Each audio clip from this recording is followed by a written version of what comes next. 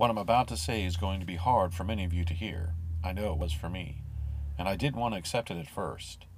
But as time went on, it became more and more clear to me that America, and by America I mean the United States of America, is not, nor has it ever been, a Christian country. And I can prove it. What is the first commandment? Thou shalt have no other gods before me. What does the First Amendment say?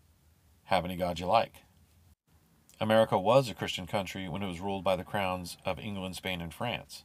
But the Revolution sought to end Christian rule and set up secular rule, promoting the rights of men over the rights of God. Up until over a half century ago, it was a country of Christians. And those Christians, out of love of God and country, which is a virtue, tried desperately to baptize the Republic by putting in God we trust on the money and one nation under God in the Pledge of Allegiance. Those efforts were noble and the right thing to do. We as Christians should do everything in our power to bring God into the culture.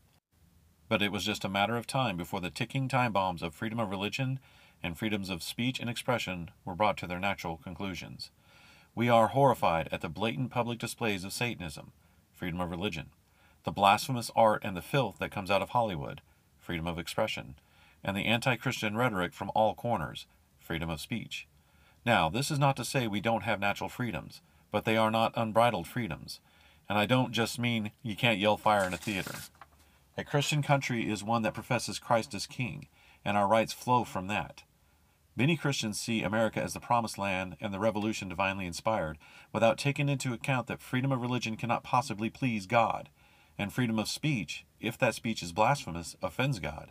Freedom of expression, again, if it's blasphemous, offends God. There are no safeguards in our laws against offending God. God is the creator of all and has the right to be worshipped by all. Think about Israel, the real one, from the Bible, not the secular state that calls itself Israel today. Did God allow these things for Israel? Do you really think God would want a secular government that does not profess Him? The current structure is man-made, not divine.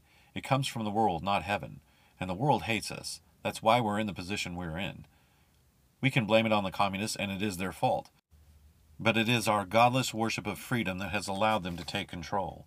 And when the erroneous freedoms, such as freedom of religion, come to fruition, they turn on us. And no, the Constitution won't save you. Hopefully you've figured that out by now. In the end, it's just a piece of paper. Many of the evangelical prophets were predicting that 2020 was going to be a breakout year for the church.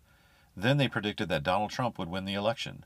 Then that he would ride in on a white horse and save the day once the election was stolen. And I hoped they were right. I don't like seeing this happen. I love my country.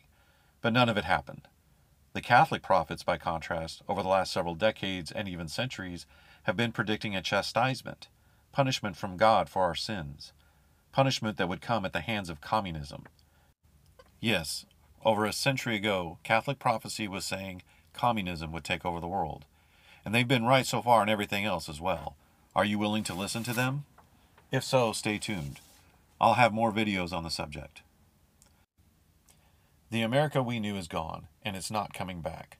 Donald Trump is not going to ride in on a white horse and rescue her from the communists. And even if he does, it's too late. The chastisement is here, and we had better get ready for what lies ahead. And I will tell you this, armed revolt to save the Republic is not the answer. America as we knew it is gone, and all that's going to do is get people killed. Will dying for freedom save your soul? Because saving your soul is what's important, now more than ever.